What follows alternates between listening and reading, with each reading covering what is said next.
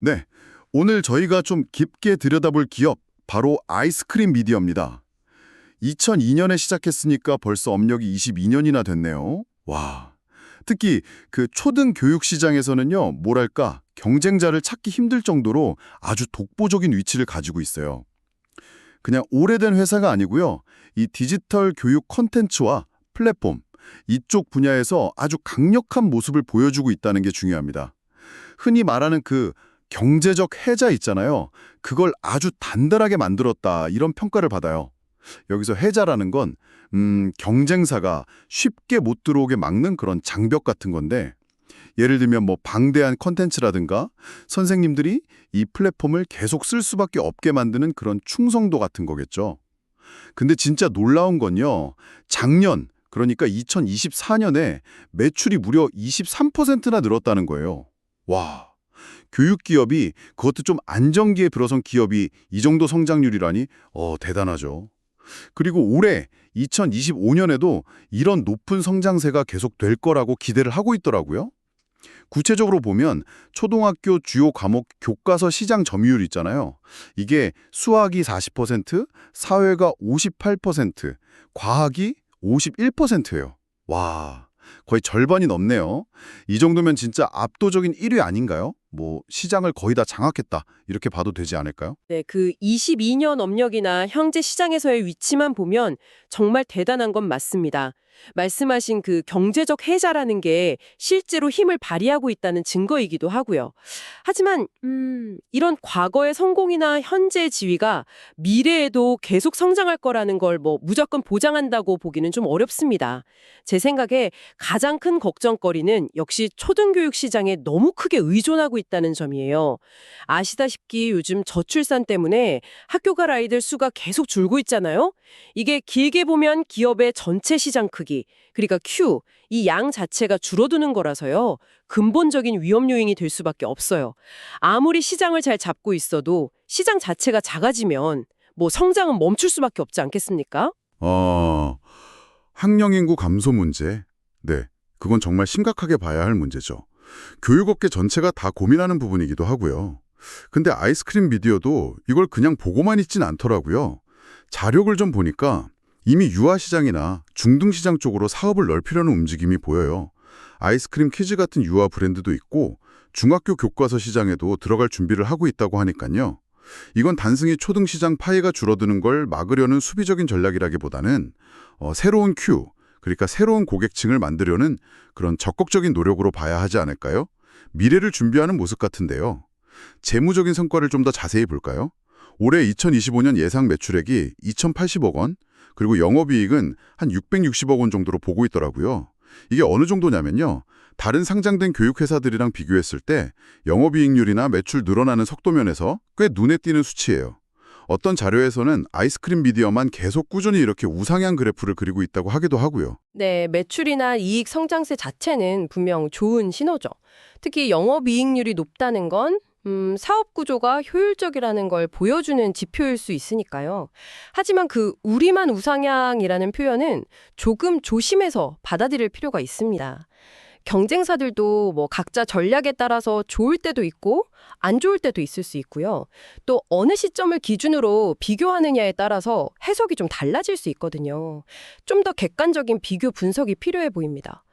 그리고 교육업이라는 게 원래 방학이나 학기 초 같은 특정 시기에 매출에 확 몰리는 그런 계절성이 아주 뚜렷하게 나타나잖아요.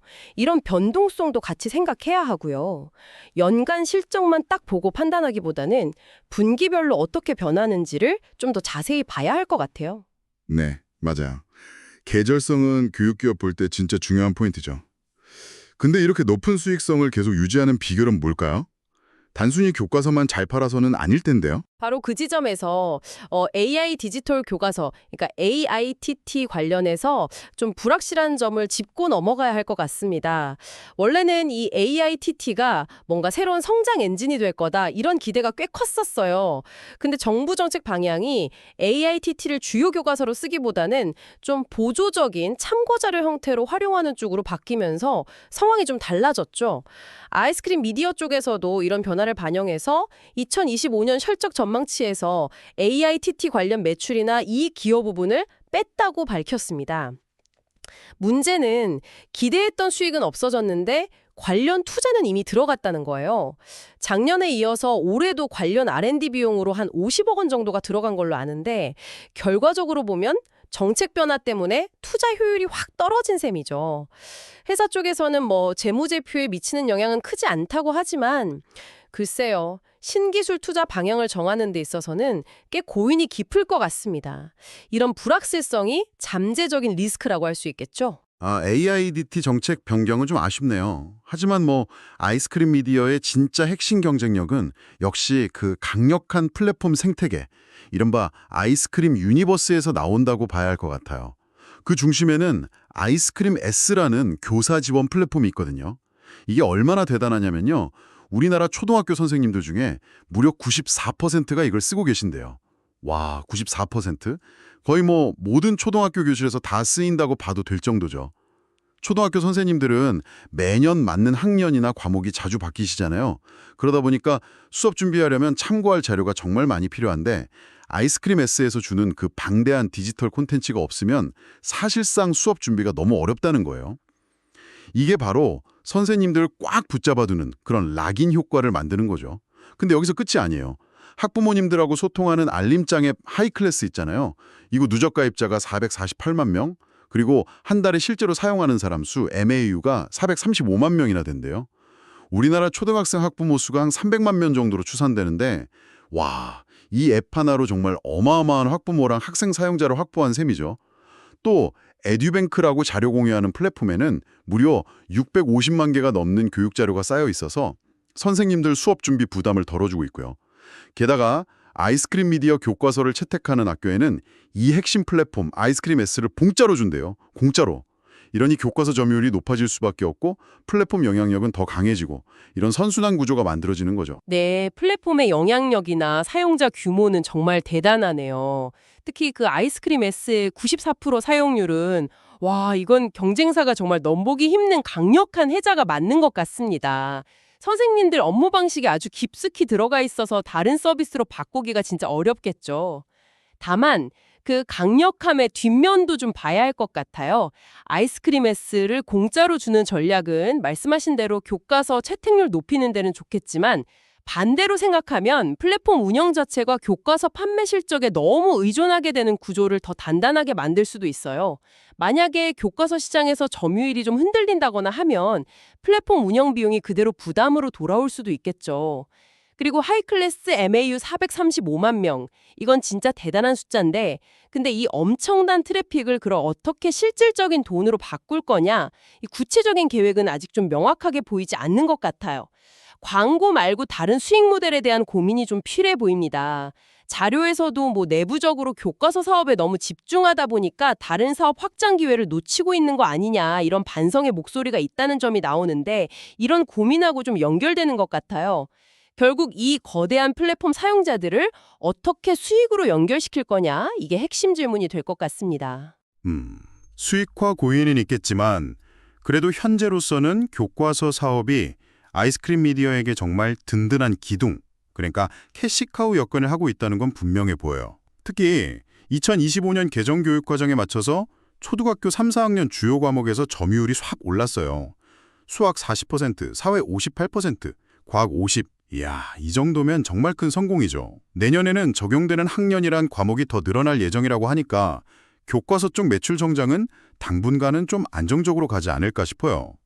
그리고 이 교과서 사업의 또 다른 매력 포인트가 바로 그 검정 주기에 있어요. 한번 교과서로 딱 채택이 되면 기본적으로 7년 동안은 안정적인 매출이 보장된다는 거거든요. 교육 정책이 갑자기 확 바뀌지 않는 이상 7년 동안은 꾸준히 수익을 낼 수 있는 구조인 거죠. 게다가 교과서 가격은 보통 한 6년에나 7년에 한 번씩 조정되는데 이때 물가 오른 거나 이런 걸 반영해서 30% 이상 큰 폭으로 오를 가능성도 있다고 하더라고요. 지금 초등교과서 전체 시장 규모가 한 3,900억 원 정도로 보는데 아이스크림 미디어 관련 매출이 1,400억 원 수준이니까 아직 점유율 더 높일 공간도 있고 가격 인상 효과까지 생각하면 성장 잠재력은 충분하다고 볼 수 있지 않을까요? 네, 7년이라는 안정적인 공급 기간은 분명 매력적이죠. 예측 가능한 수익을 주니까요.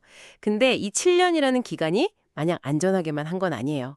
그 사이에 교육 정책이 또 어떻게 바뀔지, 예를 들어서 디지털 전환이 더 빨라지면서 종이 교과서 역할이 줄어들 수도 있는 거고요. 또 예상 못한 강력한 경쟁자가 나타날 수도 있고요. 특히 다른 과목에 비해서 유독 영어 교과서 점유율이 5%로 매우 낮다는 점은 좀 아쉬운 부분이에요. 영어는 사교육 시장도 크고 중요도도 높은 과목인데 여기서 약점을 보인다는 건 좀 보완이 필요해 보입니다. 그리고 근본적으로는 아까 말씀드린 학령 인구 감소, 즉 Q 감소의 영향은 이 교과서 사업에서도 피할 수가 없는 문제예요. 7년 뒤, 14년 뒤에는 지금보다 학생 수가 더 줄어 있을 텐데 장기적으로 보면 이 안정성이라는 것도 결국엔 시한부일 수 있다는 점을 생각해야 합니다. 교과서 말고 또 다른 수익원으로 볼만한 게 바로 아이스크림몰이라는 자체 쇼핑몰이에요. 이게 정말 알짜 사업인데요. 영업이익률이 무려 38%래요. 38%. 보통 쇼핑몰에서는 상상하기 어려운 수치잖아요. 이렇게 높은 마진이 어떻게 가능할까요? 그건 바로 학교라는 아주 특수한 시장을 잘 파고들었기 때문이죠. 학교에서는 물건 살 때 일반 온라인 쇼핑몰, 예를 들어 쿠팡 같은 데를 이용하기가 행정적으로나 절차상 좀 복잡할 때가 많아요. 예산 집행이나 증빙서류 처리 같은 것들 때문에. 그런데 아이스크림몰은 이런 학교 행정 시스템에 딱 맞는 구매 절차를 제공하고 또 선생님들이 수업에 필요한 교구나 준비물 같은 걸 한 곳에서 편하게 찾을 수 있게 상품을 잘 갖춰놨어요. 가격 경쟁력이나 무료 배송 같은 혜택도 주면서 B2B, 그러니까 학교 시장에서 확실한 경쟁 우위를 가진 거죠. 이게 높은 마진의 비결이라고 할 수 있습니다. 네, 맞아요. 정말 틈새 시장을 기가 막히게 공략한 사례네요. 2024년 기준으로 보면 자체 브랜드 PB 상품 매출만 284억 원이고 또 입점한 다른 업체들한테서 받는 판매 수수료 매출이 200억 원이나 될 정도로 규모도 꽤 커요. 근데 여기서 멈추는 게 아니라 앞으로는 하이스토어라는 새로운 플랫폼으로 일반 소비자들, 그러니까 B2C 시장까지 뚫어볼 계획이라고 하니까 이 부분도 상당히 기대가 돼요. 선생님들이 학교에서 써보고 좋았던 제품들을 집에서도 살 수 있게 된다면 충분히 가능성 있지 않을까요? B2B 시장에서의 성공 공식이나 높은 수익성은 인정합니다. 근데 그 성공이 B2C 시장에서도 똑같이 이어질지는 좀 더 냉정하게 봐야 해요. B2C 시장은 이미 쿠팡이나 네이버 같은 거대 플랫폼들이 꽉 잡고 있고 경쟁 환경 자체가 B2B랑은 완전히 다르거든요. 가격 경쟁도 훨씬 심하고 마케팅 비용도 훨씬 많이 들고요. 하이스토어가 어떤 다른 점을 내세울 수 있을지가 관건인데 아직은 그 구체적인 모습이 잘 안 보여요. 그리고 현재 아이스크림몰의 주 고액은 결국 교사잖아요. 근데 우리나라 교사 수가 갑자기 확 늘어나는 게 아닌 이상 B2B 커머스 사업의 성장에는 좀 자연스러운 한계가 있을 수밖에 없어요. 그래서 B2C 확장이 꼭 필요하긴 한데 그만큼 성공 가능성에 대한 물음표도 붙어 있는 상황인 거죠. 확실히 B2C는 새로운 도전이겠네요. 쉽지 않겠어요. 하지만 아이스크림 미디어가 현재에 만족하지 않고 계속해서 새로운 성장 동력을 찾으려고 한다는 점, 이 점은 좀 긍정적으로 봐야 할 것 같아요. 초등시장에서 성공했던 노하우를 바탕으로 중등교과서 시장 진출도 차근차근 준비하고 있고 이커머스 사업도 유아나 중등시장으로 고객층을 넓히려는 계획을 가지고 있잖아요. 또 팅커벨 같은 새로운 플랫폼을 내놓으면서 중고등학교 선생님들을 미리 좀 확보하려는 움직임도 보이고요. 비전의 성공에 안주하려는 의지가 보이는 것 같아요. 해외 시장으로 나가는 것도 빼놓을 수 없죠. 직접 컨텐츠를 수출하기보다는 팅커벨이나 클래스툴처럼 선생님들이 수업에 쓸 수 있는 보조도구들, 이런 툴 중심으로 해외 진출을 생각하고 있다는 점이 좀 흥미로워요. 아무래도 언어나 교육과정 차이라는 장벽을 좀 피하려는 전략 같아 보이는데 이미 코딩 교육용 로봇 같은 경우는 스페인 포함해서 여러 나라에 100만 달러 규모 수출 실적도 올렸다고 하고요. AI 기술 투자도 꾸준히 하고 있고요. 비록 ADT 정책 변경이라는 변수는 있었지만 AI 기술을 활용해서 보조교사나 튜터링 시스템 같은 다양한 가능성을 생각하면서 연구 개발을 계속하고 있습니다. 네. 새로운 시장으로 넓혀가려는 의지나 시도 자체는 높이 살만합니다. 성장을 계속하려면 당연히 해야 하는 노력이죠. 하지만 각 방향마다 현실적인 어려움이나 넘어야 할 산들이 많아요. 중등시장 진출만 해도 초등시장하고는 경쟁 환경이 완전히 달라요. 기존에 자리 잡은 강자들이 버티고 있고 과목별 전문성도 더 중요하게 작용하고요. 시장에 자리 잡기까지 최소 5년에서 6년, 어쩌면 그 이상 걸릴 수도 있습니다. 글로벌 확장은 더 어렵죠. 언어, 문화 장벽은 기본이고 나라마다 교육 과정도 다 다르고 현지 시장의 구매력이나 경쟁 환경, 고려해야 할 변수가 너무 많아요. 툴 중심으로 접근하는 건 현명한 전략일 수 있지만 이게 정말 의미 있는 매출로 이어지기까지는 꽤 많은 시간과 투자가 필요할 겁니다. 100만 달러 수출 성과는 좋지만 아직 전체 매출 규모에 비하면 아주 작죠. 그리고 AI 기술 투자는 글쎄요, 아까 AIDT 사례에서도 봤듯이 정책적인 불확실성이 여전히 남아있어요. AI 보조교사나 튜터 같은 아이디어는 좋은데 이걸 실제 교육 현장에서 어떻게 받아들일지 또 어떤 비즈니스 모델로 돈을 벌 수 있을지에 대한 구체적인 그림은 아직 좀 부족해 보입니다. 결국 Q 감소라는 근본적인 문제에 대응하려고 유아, 중등, 글로벌, AI 등 여러 방향으로 길을 찾고는 있지만 이 중에서 어느 것 하나 확실하게 성공한다고 장담할 수 있는 건 없는 상황이에요. 이렇게 사업을 다각화하는 전략이 오히려 자원을 분산시켜서 핵심 역량을 약하게 만드는 결과로 이어질 수도 있다는 점도 좀 경계해야 합니다. 신사업에 대한 걱정도 일리가 있네요.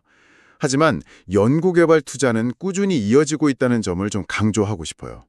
AIDT 관련 비용 부담은 상반기에 좀 몰려 있었고 하반기에는 줄어들 걸로 예상된다고 하고요.